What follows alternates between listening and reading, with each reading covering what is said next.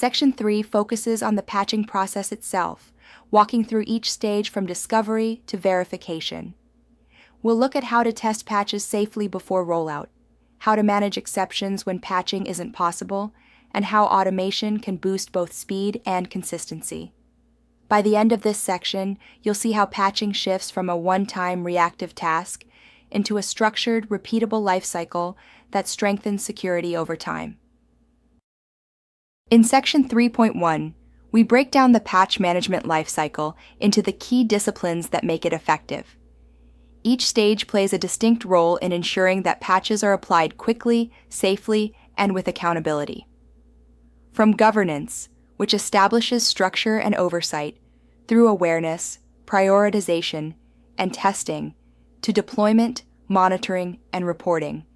These steps create a complete framework. Together, they transform patching from a reactive maintenance task into a controlled, measurable, and strategic process that strengthens both security and resilience. Governance forms the backbone of patch management by setting clear policies, ownership, and accountability throughout the process.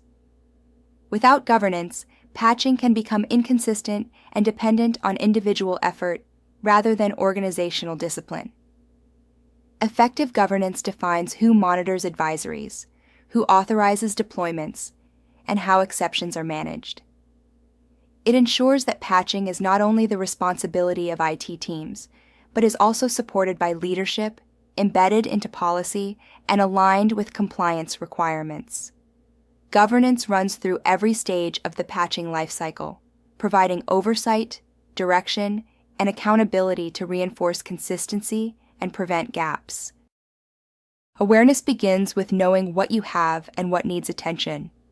Organizations cannot patch systems they don't even know exist, which makes asset visibility the foundation of every patch management program. This requires maintaining an accurate inventory of servers, endpoints, applications, firmware, and IoT devices, while also tracking vendor advisories and threat intelligence feeds. Awareness is an ongoing effort. New devices, cloud workloads, and shadow IT must constantly be discovered and validated. Without strong visibility, critical systems may remain unpatched simply because no one realized they were vulnerable, creating blind spots attackers can quickly exploit. Since not all patches carry the same weight, prioritization is essential to making patch management both effective and sustainable.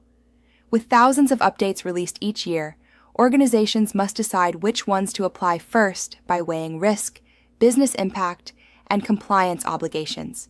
This means looking beyond severity scores like CVSS and asking whether exploits are active, whether the affected system handles sensitive data, or whether downtime could disrupt critical operations. Prioritization ensures that limited resources are focused where they prevent the most harm, addressing the vulnerabilities most likely to be exploited while balancing speed with stability.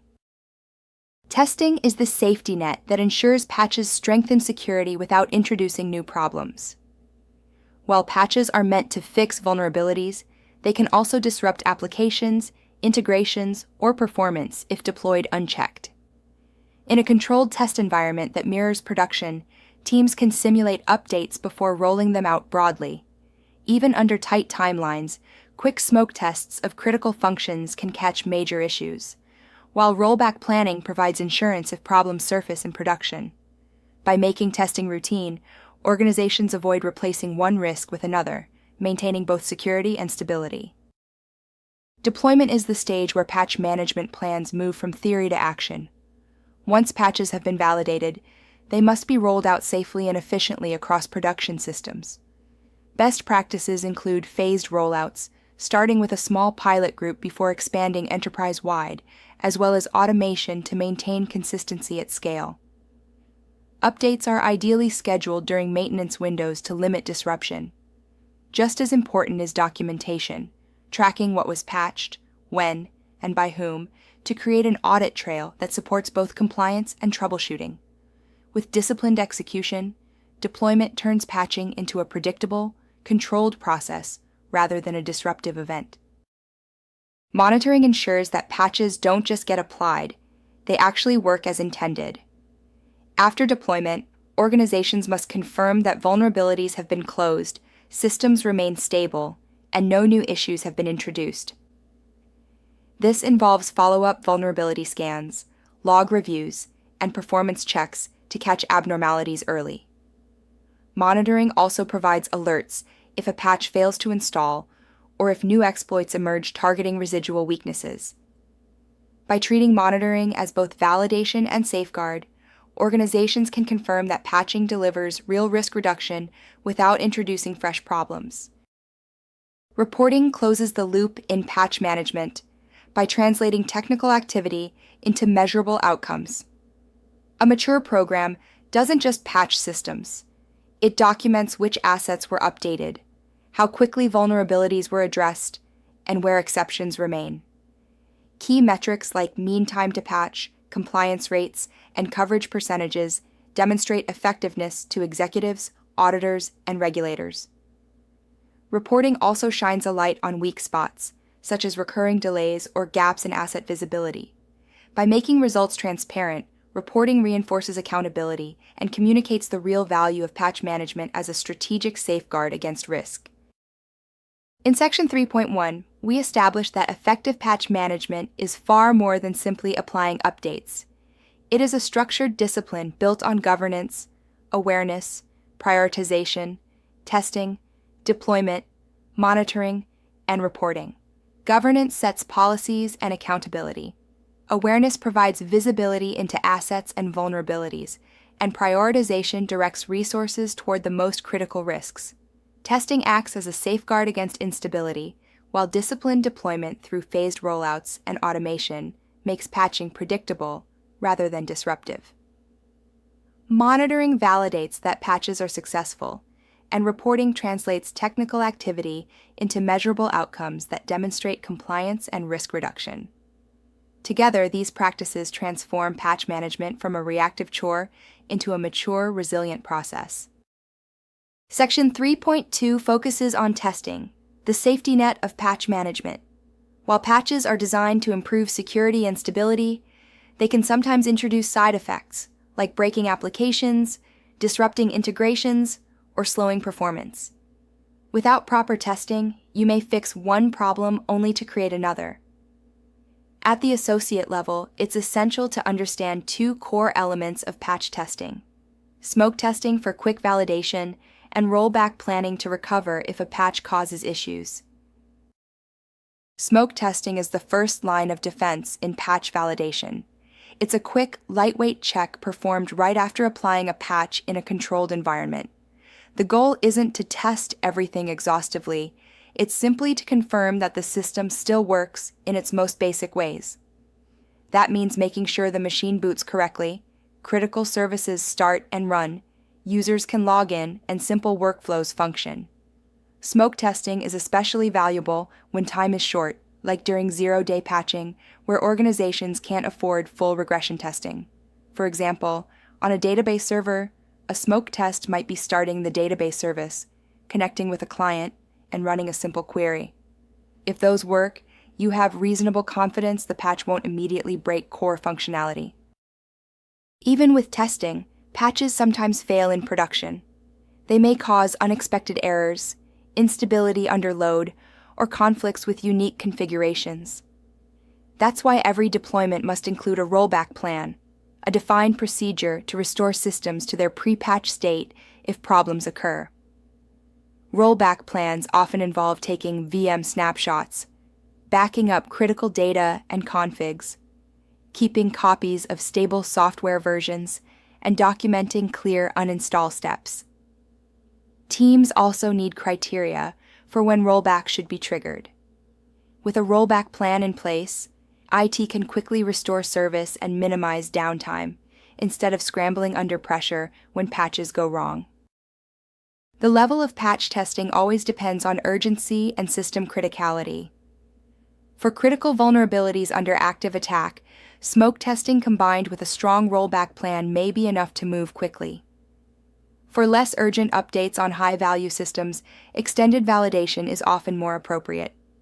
In both cases, the principle is the same: Testing and rollback are never optional. They are the guardrails that make patch management safe, reliable, and sustainable over time. The level of patch testing always depends on urgency and system criticality.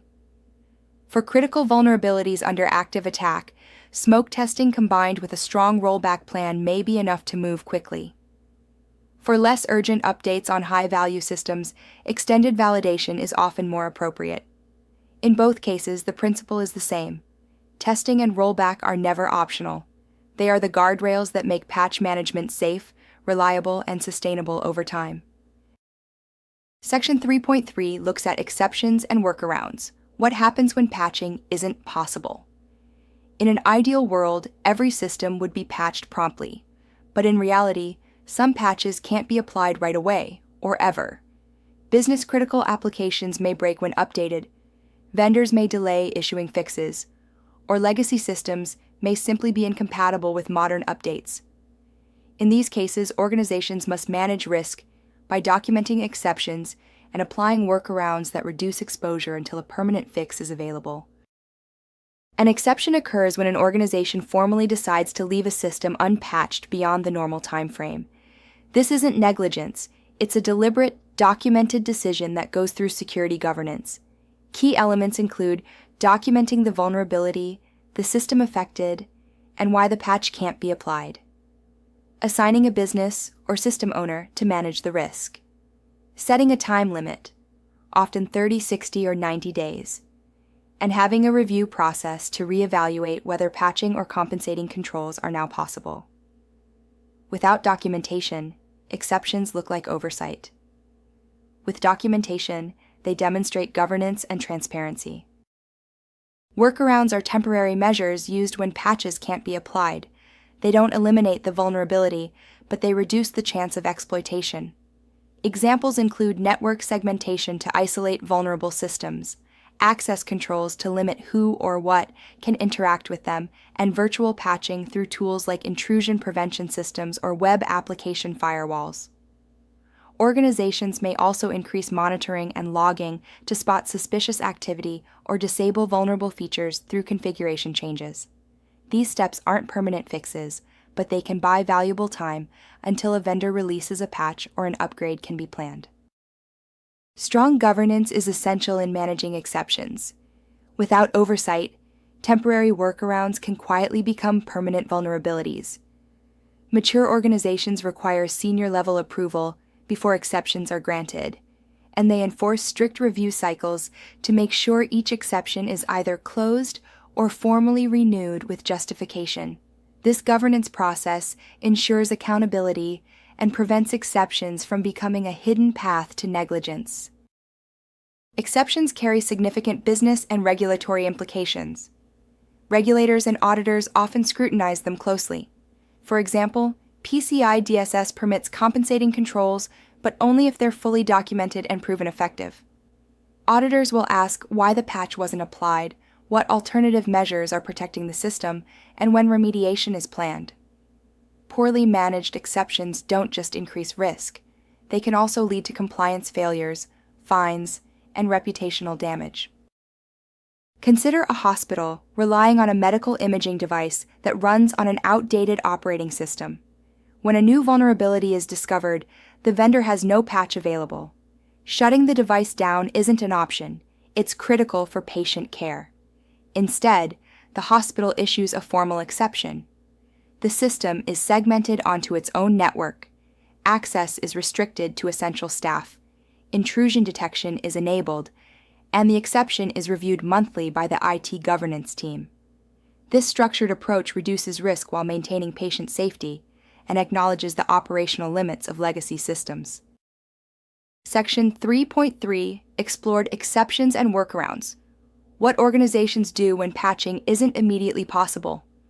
We saw how exceptions must be documented, assigned to an owner, time-limited, and regularly reviewed to avoid becoming hidden risks.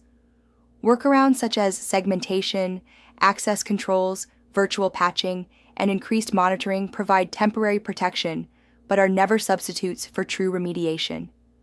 Strong governance is essential. With senior approval and strict oversight preventing exceptions from sliding into negligence. Regulators also scrutinize exceptions, requiring documentation, compensating controls, and clear remediation timelines. Finally, our hospital example showed how structured exception handling can protect patient safety while acknowledging the limits of legacy systems. In short, exceptions and workarounds are sometimes necessary, but they must be managed with rigor to reduce risk, maintain compliance, and preserve trust.